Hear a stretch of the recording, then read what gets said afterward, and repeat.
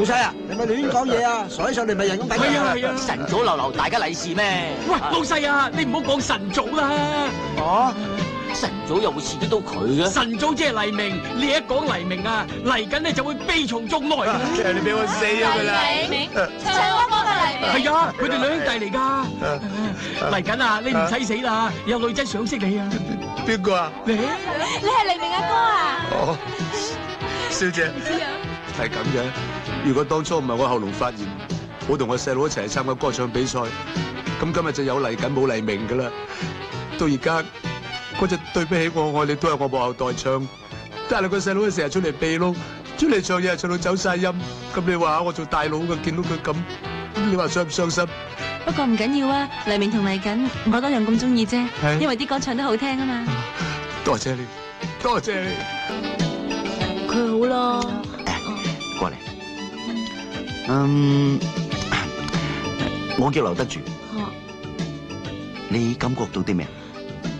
劉德華，啱。我好中意佢噶。佢係我細佬嚟。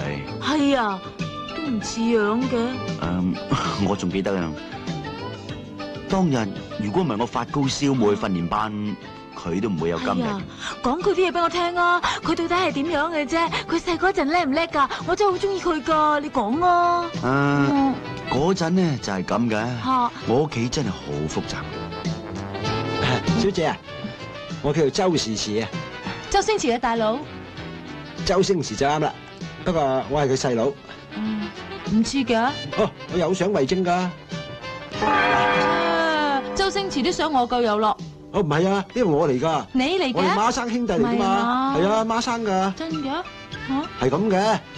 9歲嗰陣咧，就我哋屋企冇區火燭，我咧就將啲石子包住阿星仔，救咗佢出嚟。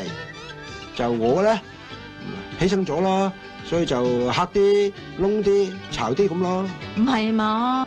喂，你哋幾個喺度溝女啊？快啲走啊！唔係我叫大佬落嚟㗎。大佬？邊個啊？邊個咁巴閉啫？唔睇啊！哇，劉師傅啊！唔好意思啊，對唔住啊，對唔住啊，劉生，騷擾晒，係一場誤會。都唔知咩人嚟。